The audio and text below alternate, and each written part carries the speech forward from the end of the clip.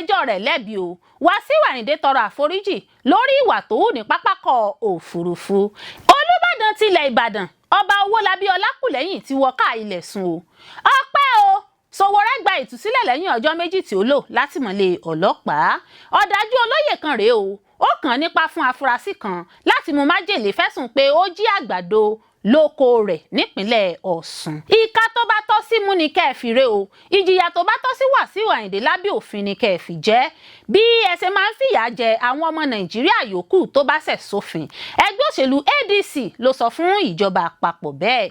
Ẹ gbọ́ àtúpalẹ̀ àwọn ìròyìn náà lẹ́kùnrẹ́rẹ́. You are welcome to Drive TV. If you're new to this channel, consider subscribing so you won't miss out any of our latest video. Elejo ti mẹ́jọ rẹ̀ lẹ́bi o Wasiu Ayinde Toro Aforiji lórí ìwà tó hù ní pápákọ òfurufú. Gbajúgbajà olórin Fújì ni Alhaji Wasiu Ayinde ti tọrọ àforíjì lẹ́yìn ìṣẹ̀lẹ̀ ọkọ̀ bàálù tó dí lọ́nà lọ́jọ́ ìṣẹ́gun ọ̀sẹ̀ yìí èyí tó jẹ́ kí ìròyìn nípa rẹ̀ sì máa jà rìnrìn lórí ayélujára. A rántí pé Wasiu Ayinde dúró gbọ̀n níwájú ọkọ̀ bàálù Valujet tó fẹ́ gbéra láti ìlú Àbújá lọ sí Èkó lọ́jọ́ náà. Ó ní ọkọ̀ náà kò ní fò bí wọn kò bá jẹ́ kóun gbé ife ìmumi òun rin ìrìn àjò. Àwọn aláṣẹ bàálù náà sọ pé ọtí ni Wasiu rọ sínú nǹkan ìmumi rẹ̀ tó gbé dání òfin kò sì fààyè gba irú rẹ̀. Èyí ló di wàhálà tí wọ́n sì ní Wasiu Ayinde da ọtí ọ̀hún sí àwọn awakọ̀ bàálù náà lára. Ìyẹn nìkan kọ́ fọ́nrán fídíò ọ̀hún tó ṣàfihàn bí Wasiu ṣe dúró níwájú bàálù náà láti má lè fò ṣùgbọ́n awakọ̀ bàálù kò wo ojú rẹ̀ ọwọ́ kan ló síná sọ́kọ̀ tó sì bẹ̀rẹ̀ sí í gbé bàálù náà fò. Èyí ló mú Wasiu Ayinde sáré kúrò níwájú ọkọ̀ òfurufú náà. Ó kù díẹ̀ kí apá bàálù ọ̀hún ó gbà lórí àmọ́ ó yẹrí. Èyí ló sì sọ di ń táwọn èèyàn ṣe tún fi orúkọ kún orúkọ gbajúmọ̀ olórin Fújì náà tí wọ́n ní àríkúyẹrí àríkúsá àti bẹ́ẹ̀ bẹ́ẹ̀ lọ ní àwọn èèyàn ń pè é lọ́wọ́ báyìí. Lẹ́yìn ọ̀rẹ́yìn ni Wasiu Ayinde fèsì jáde pé òun kábàámọ̀ ohun tó ṣẹlẹ̀ ṣùgbọ́n ọtí kọ́ ni òun rọ sínú ife ìmumi òun.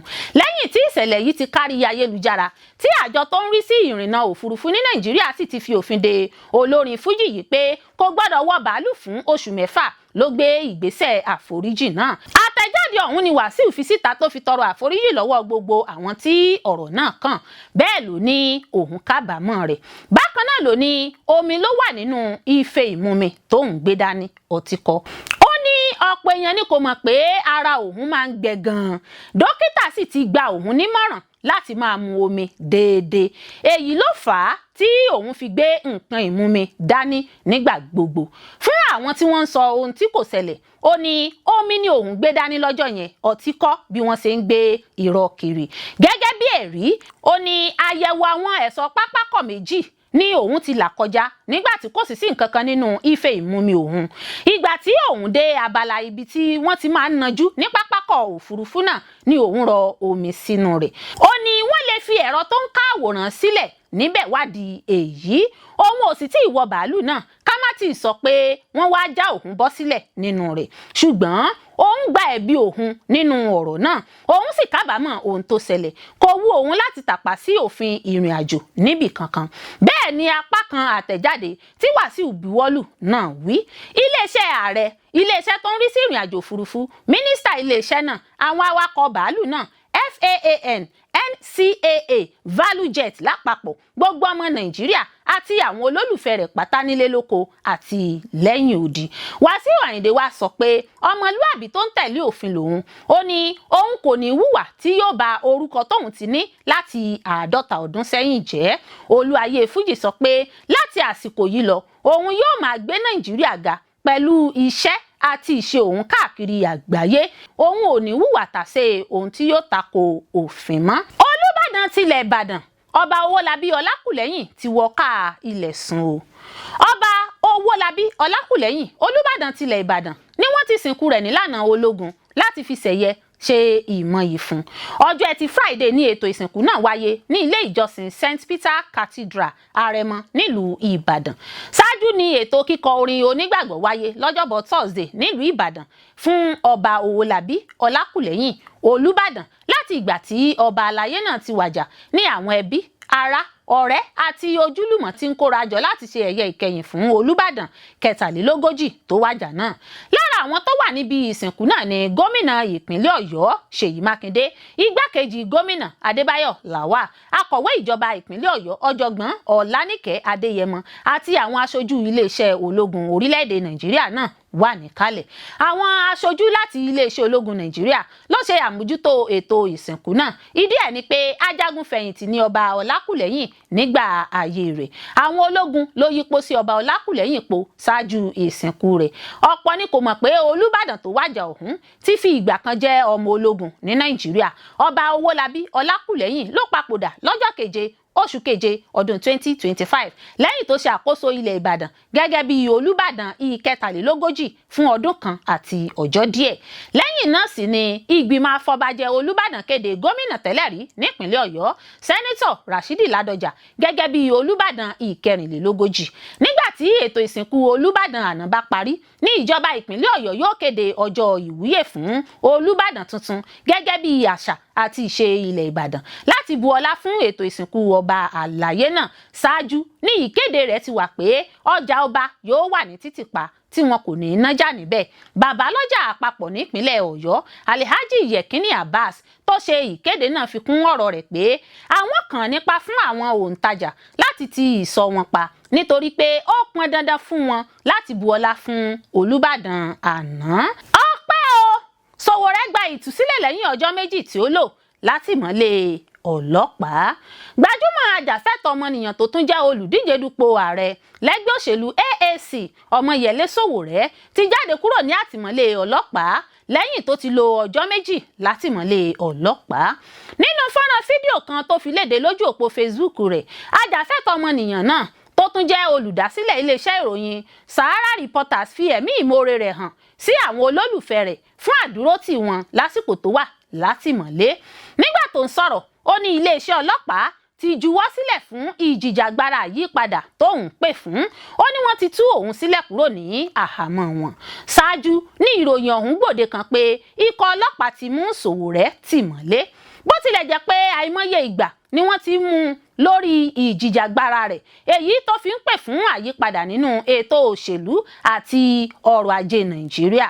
Àtìmọ́lé tí wọ́n fi sí kẹ́yìn yìí ní ọ̀pọ̀ aráàlú àtàwọn ajàfẹ́tọ̀ọ́ ọmọnìyàn kòrò ojú sí. Sowore wá dúpẹ́ lọ́wọ́ àwọn èèyàn jàǹkànjàǹkàn nílùú fún àtìlẹ́yìn wọn lásìkò tó wà látìmọ́lé ọlọ́pàá. Wàhálà Sowore pẹ̀lú iléeṣẹ́ ọlọ́pàá bẹ̀rẹ̀ lẹ́yìn tó fẹ̀sùn kan ọ̀gá àgbà ọlọ́pàá Káyọ̀dé Ẹgbẹ́tókun pé àsìkò rẹ̀ ti tó láti fẹ̀yìntì lẹ́nu iṣẹ́ àmọ́ tó kọ̀ láti fi iṣẹ́ sílẹ̀. Ajàfẹ́tọ̀ọ́ ọmọnìyàn náà fi onírúurú ẹ̀sùn kan iléeṣẹ́ ọlọ́pàá bíi ìfìyàjẹ aráàlú lọ́nà àìtọ́, títẹ̀ ẹ̀tọ́ aráàlú lójúmọ́lẹ̀, gbígba rìbá àti bẹ́ẹ̀ bẹ́ẹ̀ lọ. Àsìkò tí àwọn ọlọ́pàá forí jálé agbọ̀n Sowore ní ìgbà tí ẹnìkan jí gíláàsì olówó iyebíye Ray-Ban rẹ̀ lásìkò ìwọ́de tó ṣe nílùú Àbújá. Nínú èyí tó fi ń ké sí àwọn aláṣẹ iléeṣẹ́ ọlọ́pàá pé kí wọ́n máa tọ́jú ọlọ́pàá dáadáa nítorí wọ́n ti mú olè mọ́ iṣẹ́ wọn. Lásìkò ìwọ́de ọ̀hún ní ẹnìkan aláṣọ funfun láàrin àwọn ọlọ́pàá yọ gíláàsì náà lójú Sowore. Èyí ló sì mú kí Sowore fẹ̀sùn kan àwọn aláṣẹ ọlọ́pàá pé àwọn ló rán ọkùnrin náà níṣẹ́ láti jí gíláàsì òun. Àmọ́ títí di àsìkò tí à ń kó ìròyìn yìí jọ, ọlọ́pàá kò sọ nǹkan kan nípa gíláàsì náà, bẹ́ẹ̀ ni wọn kò fi síkùn òfin mú ọkùnrin tó yọ gíláàsì ọ̀hún lójú Sowore. Lẹ́yìn náà ni Sowore bẹ̀rẹ̀ sí sọ̀rọ̀ kò bá kúngbé sí àwọn ọ̀gá ọlọ́pàá kí wọ́n tó fi ìwé pè é tí wọ́n sì tì í mọ́ àhámọ́ wọn. Ṣáájú kí iléeṣẹ́ ọlọ́pàá tó fi Sowore sí àhámọ́ ló ti kọ́kọ́ jẹ́ ìpè wọn nílùú Àbújá pẹ̀lú agbẹjọ́rò àti àwọn alátìlẹ́yìn rẹ̀. Nínú àtìmọ́lé ọ̀hún, a gbọ́ pé àwọn ọlọ́pàá lù ú nílùú Bàrà tí wọ́n sì kàn ọwọ́ rẹ̀. Àmọ́ iléeṣẹ́ ọlọ́pàá sọ pé kò sí òótọ́ nínú ìròyìn náà. Ẹ̀wẹ̀, agbẹnusọ iléeṣẹ́ ọlọ́pàá Olúmúyìwá Adéjọbí ti sọ pé èrèdí tí àwọn fi mú Sowore kò sẹ́yìn àwọn ẹ̀sùn tí wọ́n fi ń kàn án bíi ìwé yíyí, ìdúnkookò mọ́ni lórí ayélujára àtàwọn ẹ̀sùn míì èyí tí ìwádìí rẹ̀ sì ń lọ lọ́wọ́. Adéjọbí tún sọ pé àwọn kò lù Sowore ní àtìmọ́lé àti pé àwọn kò tẹ ẹ̀tọ́ rẹ̀ lójúmọ́lẹ̀ látàrí bí wọ́n ṣe tú sílẹ̀ lẹ́yìn ọjọ́ méjì tí ó ti lò látìmọ́lé gẹ́gẹ́ bí òfin ṣe ṣàgbékalẹ̀ rẹ̀. Ọ̀dájú olóyè kan rèé o. Ó kàn nípa fún afurasi kan láti mú májèlé fẹ̀sùn pé ó jí àgbàdo lóko rẹ̀ nípínlẹ̀ Ọ̀ṣun. Iléeṣẹ́ iléeṣẹ́ ọlọ́pàá ìpínlẹ̀ Ọ̀ṣun lọ́jọ́bọ̀ Thursday ti fìdí ìfigbóró òfin gbé olóyè kan múlẹ̀ tórúkọ rẹ̀ ń jẹ́ Ajíbádé fẹ̀sùn pé ó kàn nípa fún afurasí tó náwó gan lákòókò tó ń jí àgbàdo kó lóko rẹ̀ láti gbé májèlé mu. Agbẹnusọ fún iléeṣẹ́ ọlọ́pàá ìpínlẹ̀ náà Abíọ́dún ẹni tó sọ wípé ìwádìí ìfimúfínlẹ̀ ti bẹ̀rẹ̀ lórí ìṣẹ̀lẹ̀ náà. Ó ní káwọn tí ara ń ta nípa ìṣẹ̀lẹ̀ ọ̀hún ní sùúrù ṣe pẹ̀lẹ́pẹ̀lẹ́ lórí ìṣẹ̀lẹ̀ náà.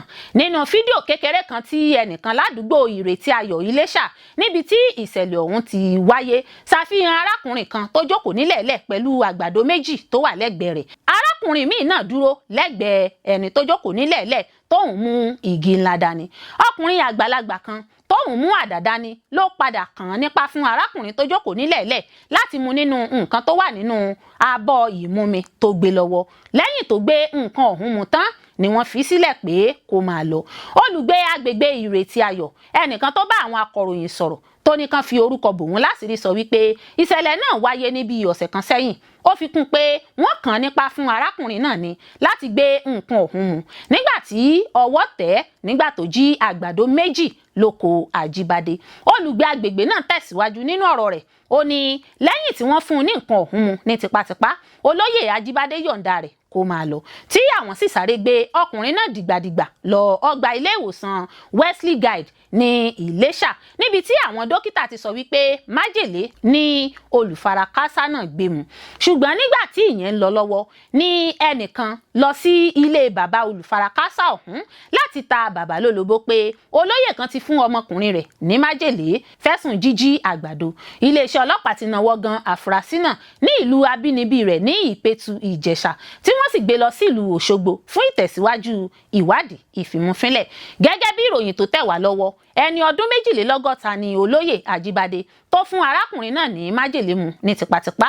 Owolabi sọ wípé Ebenezer ẹni ọdún 25 ni olóyè náà náwó gan lákòókò tó ń jí àgbàdo lóko rẹ̀. Ebenezer náà ni wọ́n lù lálùbọ́lẹ̀ lálùbami tí wọ́n sì po nǹkan pọ̀ fún láti gbé mu. Ọpẹ́lọpẹ́ àwọn olùgbé ìlú tó sáré gbé àfúrásì náà dìgbàdìgbà lọ ọgbà ilé ìwòsàn láti dóòlà ẹ̀mí rẹ̀. Gẹ́gẹ́ bí ìròyìn tó tẹ̀ wá lọ́wọ́ ọkùnrin náà wà láàyè báyìí ṣùgbọ́n bàbá rẹ̀ ti kú sára látàrí ìròyìn ọmọ rẹ̀ tó bá lójijì ọ̀hún. Àfúrásì náà ti wà láhàámọ́ àgọ́ ọlọ́pàá. Iṣẹ́ ìwádìí ìfimúfínlẹ̀ sì ti ń tẹ̀síwájú lórí ìṣẹ̀lẹ̀ náà.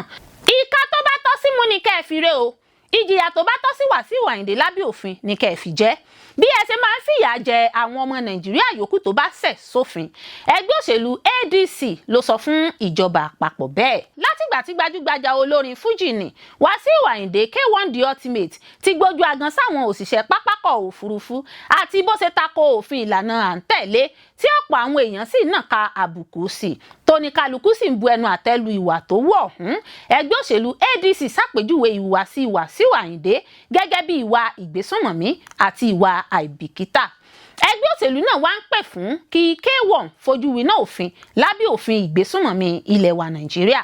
Nínú àtẹ̀jáde kan tó jẹ́ gbígbé jáde síta lọ́jọ́bọ̀ Thursday, agbẹnusọ fẹ́gbẹ́ òṣèlú ADC Bọ́lájí Abdullahi gbóríyìn fún ìgbésẹ̀ kan mọ́ńkóbo tí mínísítà fún ìrìnàjò òfurufú Festus Keyamo gbé lórí ọ̀rọ̀ náà ṣùgbọ́n tó ní kò gbọ́dọ̀ sí ààyè fún à ń figbá kan bọ̀kan nínú nípa ìdájọ́ òdodo. Agbẹnusọ náà ní ìhùwàsí Wasiu jẹ́ ìwà ìgbésùnmọ̀mí tó burúkú gbà nínú òfin. Ọ̀rọ̀ náà kò sẹ́yìn ìṣẹ̀lẹ̀ tó wáyé lọ́jọ́ 5 oṣù kẹjọ ní pápákọ̀ òfurufú Nnamdi Azikiwe l'Abuja níbi tí wọ́n ti fẹ̀sùn kan K1 pé kò tẹ̀lé òfin ìlànà à ń tẹ̀lé ààbò tí wọ́n là kalẹ̀ pẹ̀lú bó tún ṣe da nǹkan olómi náà lu àwọn òṣìṣẹ́ elétò ààbò pápákọ̀ òfurufú lára tó sì tún ṣe bẹ́ẹ̀ ganu síwájú ọkọ̀ bàálù láti gbéra èyí tó lè ṣàkóbá fún ààbò àwọn èrò ọkọ̀ bàálù. Nígbà tí àjọ pápákọ̀ òfurufú Nigeria Civil Aviation Authority NCAA ti ṣe bẹ́ẹ̀ fòfin de K1 The Ultimate fóṣù 6 gbáko láti má ṣe rìnrìn àjò ní èyíkéyìí pápákọ̀ òfurufú nílẹ̀ wa Nàìjíríà.